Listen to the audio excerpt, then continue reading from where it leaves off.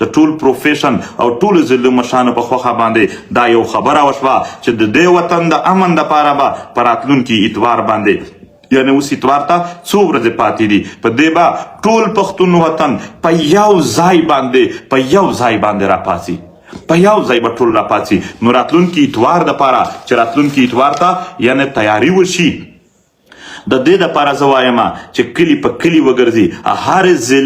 هر ضلع مشران کم سے کم تر سبا پورې ځای وټاکي زموږ به تجویز دی وي چې د هرې ضلع صدر مقام یعنی په هغه باندې یو داسې څوک یې وټاکي چې بیا کمپین ورته وشي په ضلع کې د ځوانان د چا انتظار نه کوي چې یو ځل دوی ته پیغام میلاو شو چې په دې ورځ باندې په دې ځای باندې دوی په ضلع کې یعنی دغه پښتون ولسي پاڅون دی دا د ټول ملت ولسي پاڅون دی نو په کار ده چې په خپل کلي کې اعلانونه وکړي په جوماتونو کې اعلانونه وکړي په سکولونو په مدرسې کې اعلانونه وکړي ټول مونږ یو ملت یو دلته په دې خاوره باندې یعنی په بازارونو